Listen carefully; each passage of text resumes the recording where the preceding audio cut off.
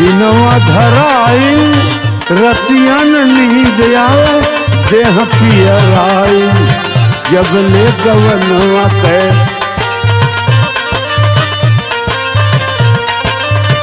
लगे रहो बाबू।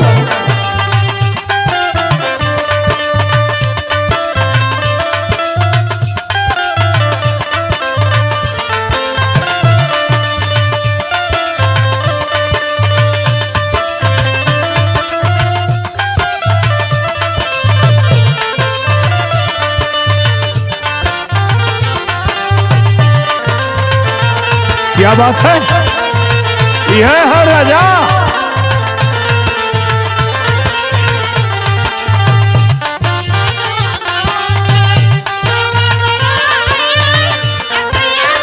नींदिया जो हथियाराई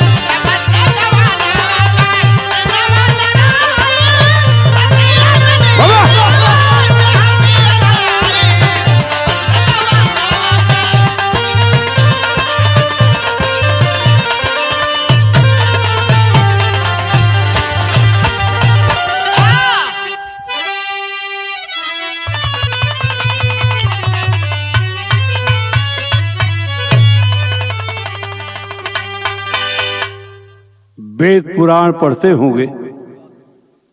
गोबर से गुरु गोरखनाथ का जन्म हुआ था, भस्म से भस्मासुर पैदा हुए थे। तमाम कहानियां ऐसी मिलती हैं। अयोध्या के एक राजा का कहानी सुनाओ थी, सुना है कि गौर से।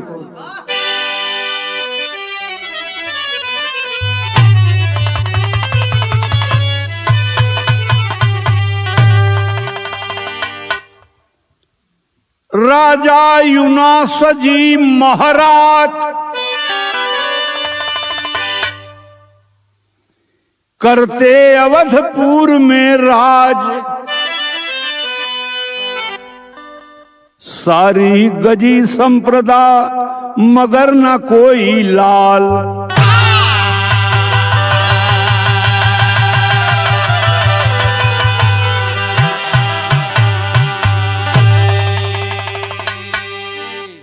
अयोध्या के युनास राजा के बड़ी चिंता भई। गए गुरु वशिष्ठ के उनसे का कहला। गुरु वशिष्ठ से जाके राजा कहन लगे कर जोर,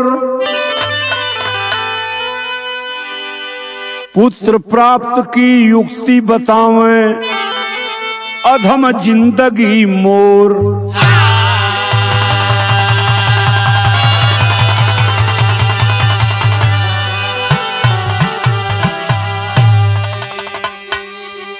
गुरुजी कोनो उपाय ना बतैबा, राजधानी सुन हो जाई।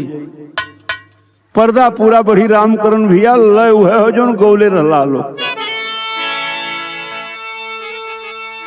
पिया बिना देहिया पिया रैली सुनरे सखिया, पिया रैली सुनरे सखिया, जहिया की गवनवा हम हूँ गैली सुनरे सखिया। बहुत मिजाज में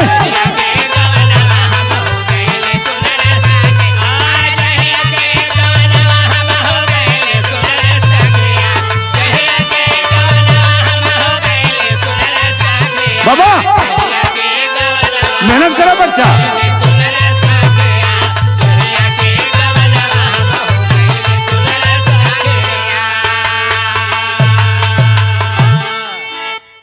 धीरे धीरे खसक चलल नौजनिया गुरु बाबा हो, धीरे धीरे खसक चलल नौजनिया गुरु बाबा हो, नौजनिया गुरु बाबा हो। और चौपट होल चाह ले रजधनिया गुरु बाबा हो। बहुत अच्छा।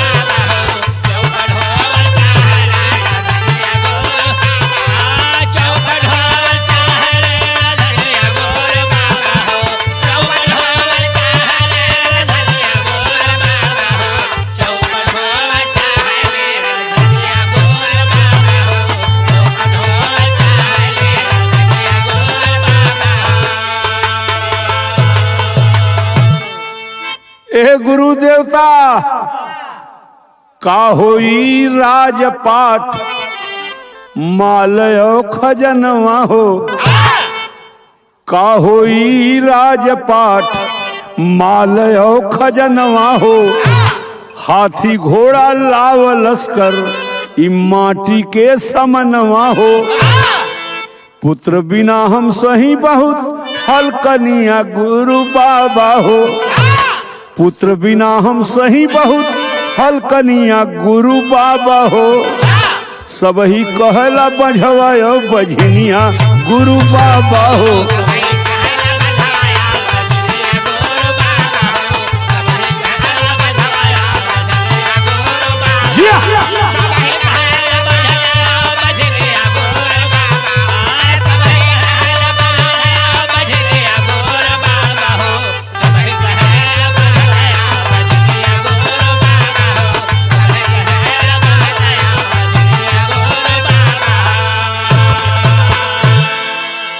राजा जी बड़ी ऊंची बात बता रहे।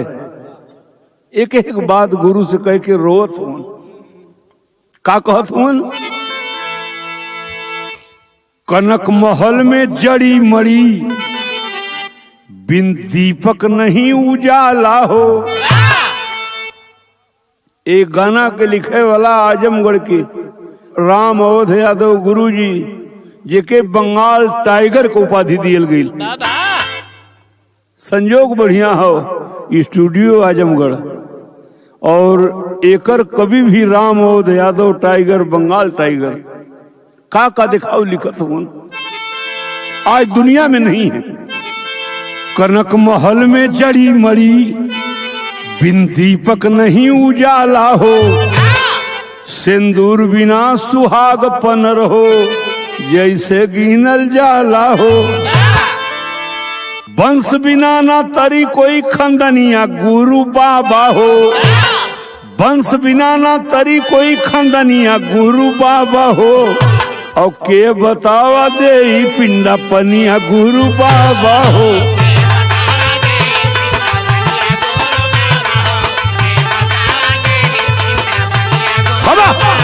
अरे के बतावा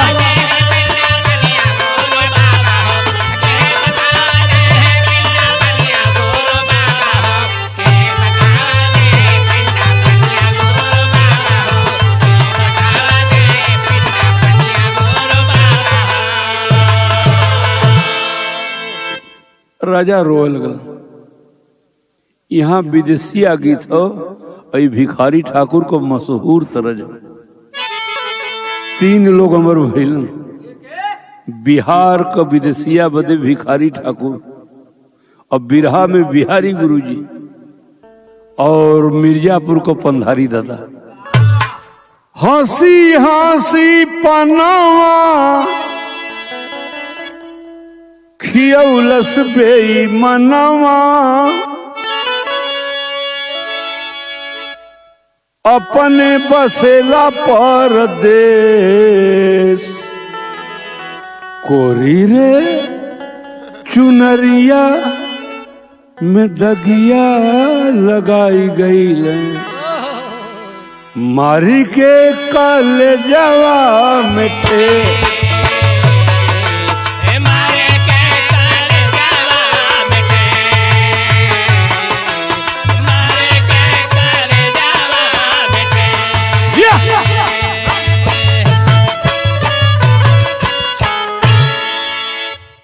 गुरु जी की दया आएगी। सुनता बचन बस जल गुरु के करे जावा। पुत्र यज्ञ दिए करवाए। पनिया परोर गुरु देहलें जतन से रात दिहा रानी के पिया।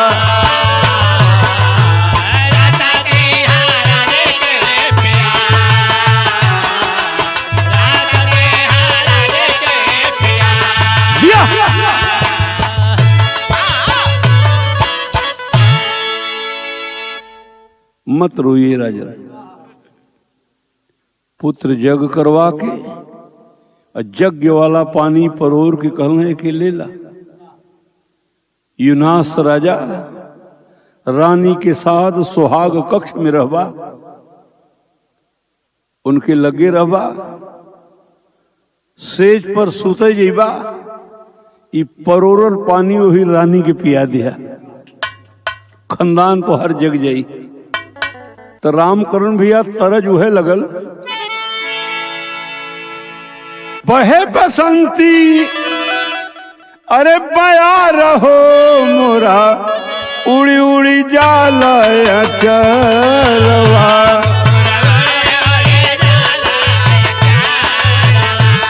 राम तो लोग को आ गए,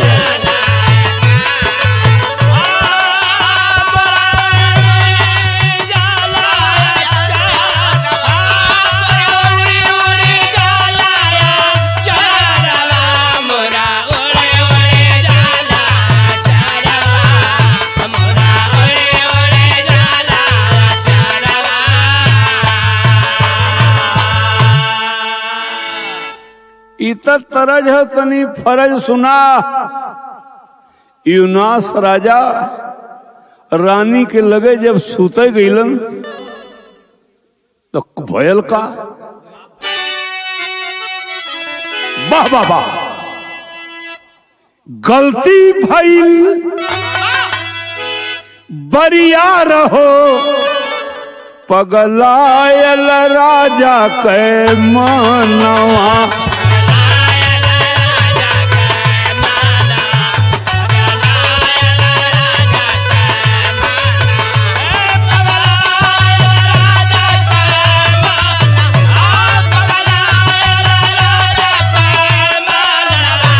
बच्चा सही है।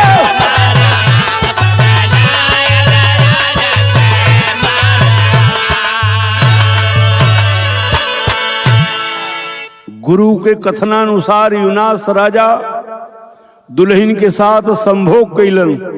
अब पानी जौन बा वही खटिया के तरह रखल हो, तब पाटी तरह रखवाए कलशा का पानी, वही पाटी तरह रखवाए कलशा का पानी, सोए से जरिया बगलिए में रानी।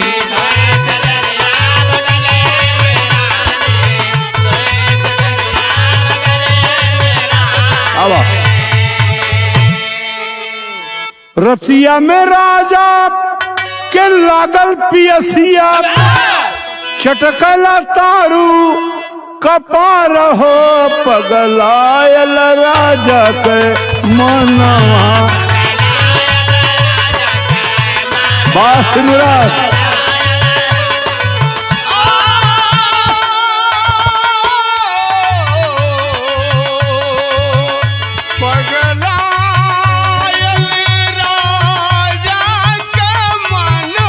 किया कलाकार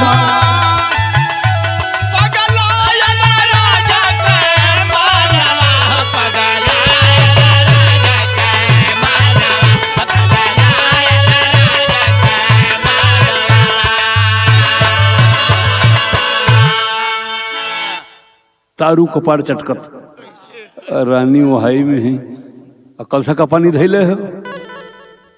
बारे विधि का विधान टलती नहीं कभी विधि का लिखनिया, उठ करके पी गई मैं कलसा का पनिया।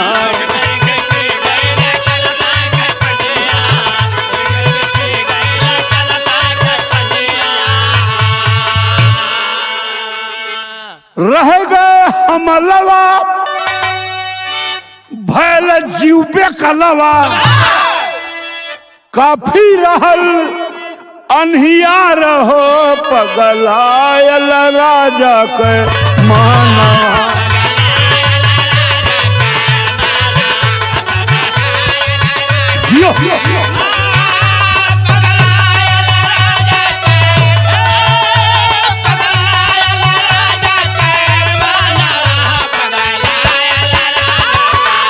सही है।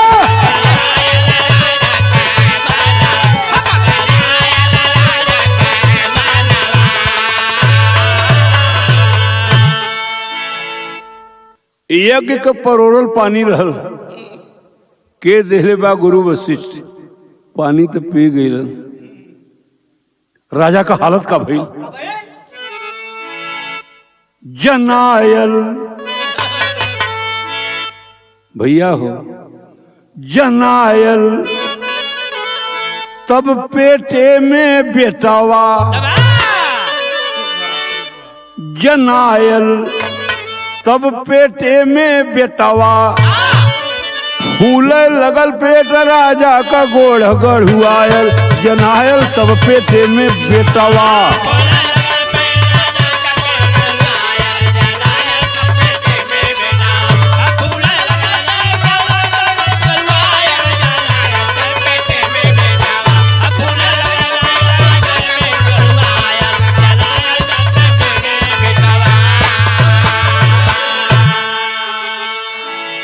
आजकल कुछ नया नया गवैया निकलल हुन, वो हमहन के छंद और ककहरा बतावत हूँ। वो लोग से हम ये बताइला कि छंद ककहरा अच्छी चीज है, लेकिन तू ऐसा न कहवा जो उनके ओके समझ में नहीं आवे। अब जैसे हम कहे लगी, साकिया कराल काम की कचोट कामिनी, कराहती कटाक्ष कुंज की कमान कर कसी, सीखते खता खतार खता खरार खौप खून खौलता, खुशी खुलास खात्मा खुली खुलान सुरखसी। अच्छा, ये धनवा काटे वाला सुरखसी लेके का करिए? ये कुल बकचोदही बिना मतलब का। अब एक तो क्यों प्रिंसिपल रही, क्यों अध्यापक रही, क्यों एमए का हिंदी का मास्टर, तो वो न जानी लड़कवा कहिए कि दुर्जनवा सारे के बंद करवा पहले। इसरवा बकबक कर रहा है बेमतलब का। छंद सुना, छंद का मतलब ये होला कि छंद भी कहा और आदमी के अक्षर अक्षर समझाया जाए। अब दिन बढ़त जाता और राजा का पेट भी बढ़त जाता और रानी का हालत है। सुना, कंत की दशा बिलोक काठ भई कामिनी, दुल्हा का दशा देके कटुआएगी। यो छंद है। कंत की दशा बिलोक काठ भई कामिनी, फरियाज यू नरेश का शरीर पियर हो गई। इनमें कहाँ गढ़ू? कंत की दशा बिलोक काठ भई कामिनी, फरियाज यू नरेश का शरीर पियर हो गई। कांति भई मलिन दीन सी दशा बिगड़ गई, समझ गई अफसोस मानो मौत नियर हो गई। कुम सा उदर हुआ कपोल लाल हो गवा, दर्द उठी है पेट में तस्वीर फुहर हो गई। कृतघ्न वन में हर समय छिपा रहे गेह में, अब तो घर द्वार छोड़ न दिल को मधुआ राजा के बेटवा हुई और दिन नियरा था, एक हाथ लम्बा उनकर पेट हो गल। हाँ, भगाना अपने भाग गई के भगाई उन। कृतज्ञ वन में हर समय छिपा रहे गेह में, सुख साज दुर्लभ हो गवा तकदीर टूअर हो गई। तो ब्याह शादी में 2-4 दिन पहले माता बहन एहू के गावे लीन, कहली कि ये बंदर कूद जा जमुनावा में, कूद जा जमुनावा में, मनला ना बतिया।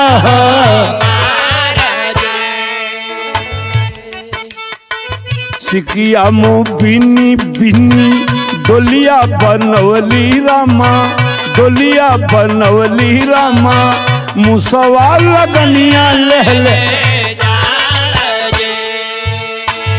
अयहर का भैल गोरिया सयनिया गुरु से बोली बनिया रामा, गुरु से बोली बनिया रामा, गोरिया सयनिया गुरु से बोली बनिया हो, गुरु से बोली बनिया हो, खाई के जहर मर जा बजी। बेटवा कैसे राजा के बाहर हुई है, बलमा का हालत खरा। लड़का तो राजा के हुए के रानी के जना था कि परान निकल जाए, आखिर तो होई तो कैसे होई, बहुत तकलीफ हुई। तो बलेसर भैया फिर गौले रहलन, कटहर के कोआ तू खैबा, वो मधुआ अजबे गाँव में, कटहर के कोआ तू खैबा, अरे बिचवा के मुसलवा का होई,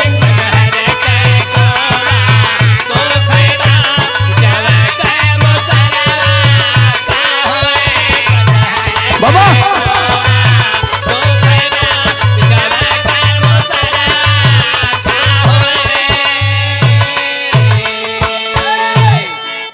ई तो उ गौले रहलन। एक जगह बियाह रहल और लड़की वाला पंडित जी करीब करीब 80 साल का रहल। उनकर हाइड्रोसील जो बहुत ज्यादा बढ़ गल रहल। मेहरारू जब गाड़ी गावेली उ बरतिहन का दुल्हा का केहू एको पद छोड़ती ना। यहर ब्याह करावत हूँ पंडित जी, ओ कुल हाँ फराटा वाला ना हुई, ओ कुल दुल्हा के गावत है कि घड़ी सिकड़ी कुल तू ले ब्या, घड़ी सिकड़ी कुल तू ले ब्या, यही पाड़े के पसेरावा का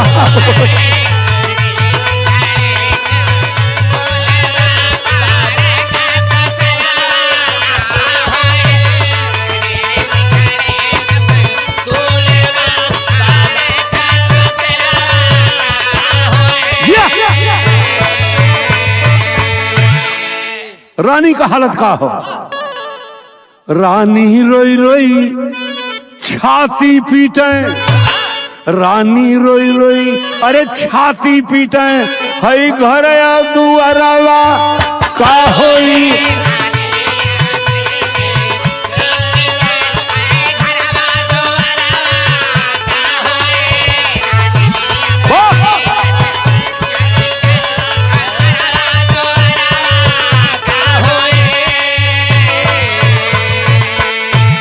रानी रोई रोई छाती पीटे, ई घर दुअरवा का होई, जिस फूल में बिल्कुल गंध नहीं, जिस फूल में बिल्कुल गंध नहीं, ऐसन गुला हजारवा का होई,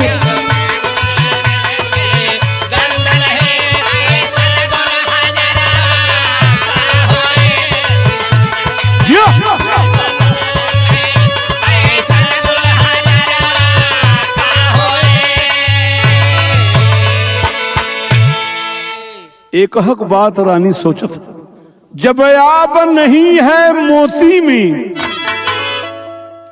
आब माने जाने ला, आब माने पानी होला। हाँ एक गिने गए ना दुबई जल्ला, और वहां से आब सीख के अलन, गईलन दुबई और घरे आए के बोलना उर्दू पानी, उर्दू पानी, और आब करते मर गई ने खटिए तो रखल पानी, वह लगना आप मांगे क्यों जनबे न करे, पानी बिना मर गई तो आप माने पानी होला। रानी कहता जब आब नहीं है मोती में, बेकार वो समझी जाती है, जिस कूप और सागर में पानी नहीं, जिस कूप और सागर में पानी नहीं, अरे फिर ऐसा नहीं नारावा का होई,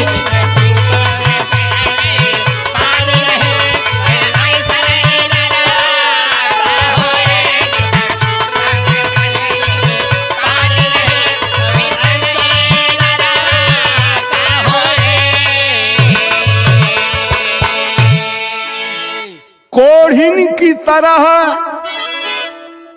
रानी तड़पे, जैसे कोढ़िन में हरारू रोएले, कोढ़िन की तरह रानी तड़पे, दुबराए गईल सगरी दहिया, जब राजा के बेटवा होई, जब राजा के बेटवा होई, हमार टिकुली कजरवा का होई।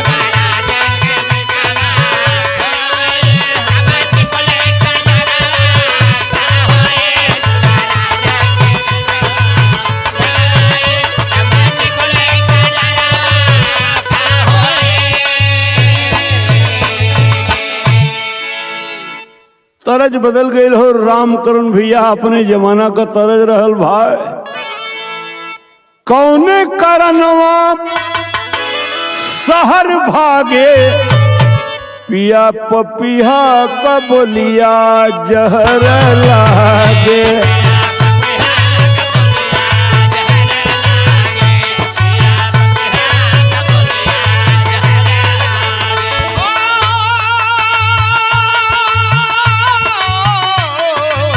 कलास्कर करो। जहर लागे,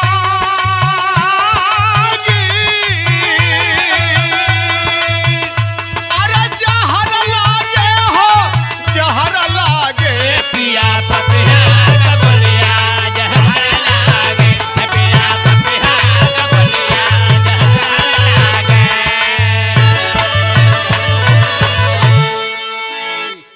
अब दिन एकदम करीब हो, दिन निरा था। रानी उनसे पहले मर जाए चाहते, ना बुढ़वा कहना कि भैंस बिया तो पणवा का कंका होए। परेशानी राजा की है और रानी मर जाए चाहते, और राजा का हालत तो भरी का हो। आगे पीछे नीचे ऊपर ले छैल गई दिनवा जब निरायल, आगे पीछे नीचे ऊपर ले, अरे उछल गई ने। राजा पूरा इनके पात जस फैल गई है।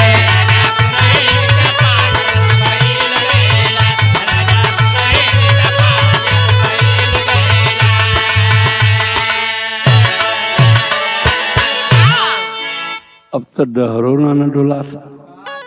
कवि जी लिखत होनो रास्ता कैसे चलना, धीरे धीरे डोले जैसे नैया बोझाई, धीरे धीरे डोले जैसे नैया बोझाई। अरे 9 महीना किनरवे पर आई।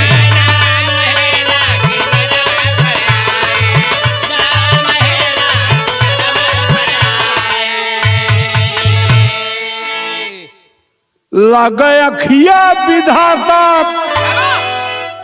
लगे अखिया विधाता, अरे मैल कैले। राजा पूरा इनके पात जस फैल गई है।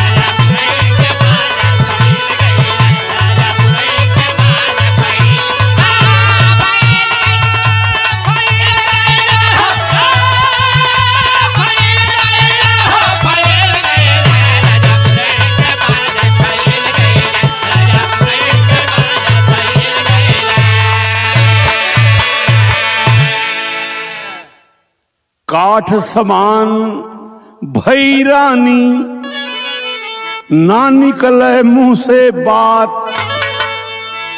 9 महीना नियर आयल, अब खतरे में बाया ही बात। जनायल तब पेटे में बेटवा,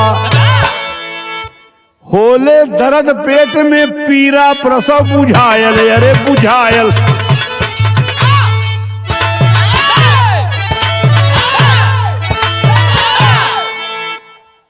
दिन करीब, अब घंटा 2 घंटा का टाइम है।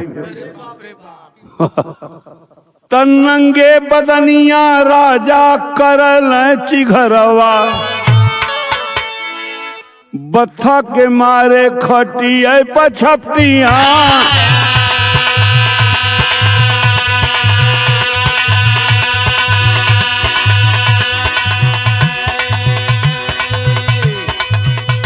और पानी बिना तड़प जैसे ताल में मछली,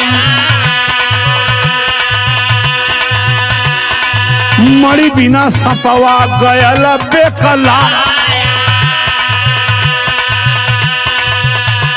और साजन भी ना तड़प जैसे गौने का बहुरिया। बहुत अच्छा। और तड़पेला बहादुर गैल गोलिए रे बोरा।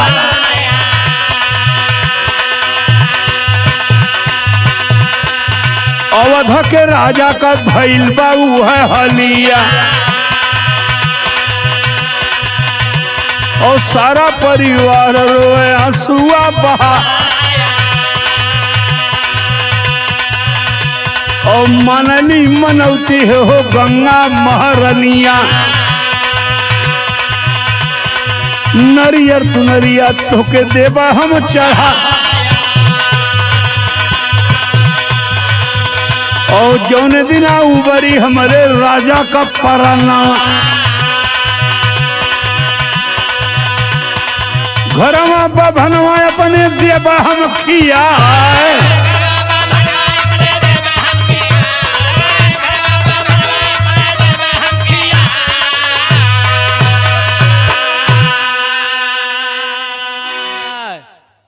मना था मनौती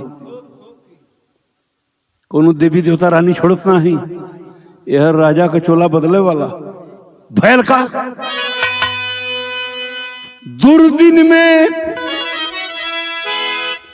राजा का जब चिरायल पेटावा। वही राजा जी के पेटे से भयल बा बेटावा।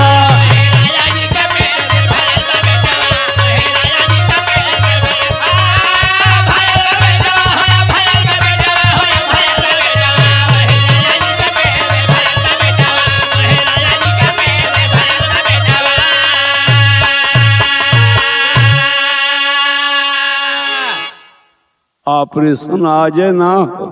अच्छा वो समय होता। वो समय भी ऑपरेशन होत रहल। मला इतना औजार ना रहल। कैसे हंसुआ हंसुआ से काट के लोग निकलले हुई हैं। अब जौन कुछ व्यवस्था रहल हो बड़ी दुर्गत बाकी राजा का भइल हुई। चाहे बेहोश करे बदे कोनो जड़ी उड़ी सुंघा दिले हो। ऐसा कुछ रहल हुई। जरूर रहल। तो का भयल वह भइले मानधाता जो पेट से लड़का पैदा हुआ। अयोध्या की नामी राजा रहे मानधाता जी। और वह भइले मानधाता गुणी तेजवान हो।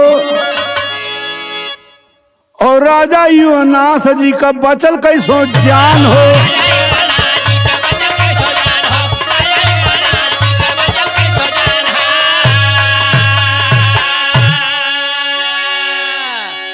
नाराज मुझपे आदमी बहुत ऐठन बाज होलन। लड़का तो बहरे निकल गए। राजा ठीक हो गईलन। अब तो रंग में ना आ गईलन। जानते करे का ठीक हो के राजा तब बान्हल न फेटवा। वह राजा जी के पेटे से भयल बा बेटवा।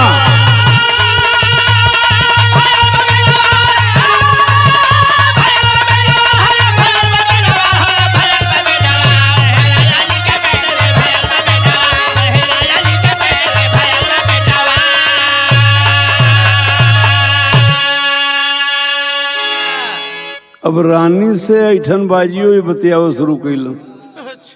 अब तक खाली न हो गए लोगन। जब रानी का कहली सुना बना कम कौनो मनौती कौनो देवी देवता ना छोड़ गए। कैसो तो हर जिंदगी बचल हो। लेकिन गुरु को उपैया मालूम हो। उपनिया तनी तनी से तनी मनी बचल। अब वही हम धैले सुनला राजा के तनेन देख रानी कहे जाई। और कहता तो हम वह पनिए फेरो लाई।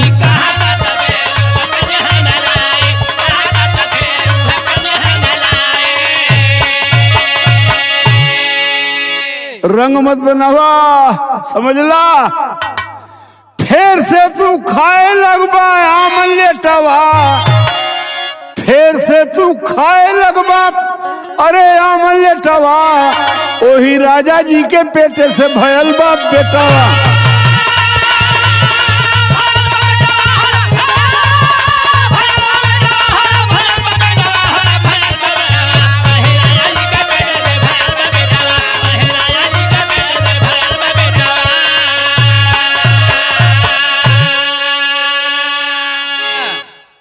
गुरपत्तू राजा जी दूध अंगूठा से रोज पिलावे। लड़कों छुटका ना देखता अंगूठो पियल अंगूठवा पतिल हो जाला। गुरु जी उपाय बतौलन कि बच्चे को आप रानी के कहा उनके दूधे कहाँ हुई जब राजे के बेटवा होता। गुरपत्तू राजा जी दूध अंगूठा से रोज पियावे, जिया जुड़ायल रानी के गुरु छेबर खुशी मनावे। ये बिरहा के लिखले हुए शीतल पंडित जी अटहर पार। देखा वो कितना विद्वान हुए। तो कवि जी एक बात लिखलन, गुरपत्तू राजा जी दूध अंगूठा से रोज पियावे, जिया जुड़ायल रानी का गुरु छेबर खुशी मनावे। जनायल तब पेटे में बेटा,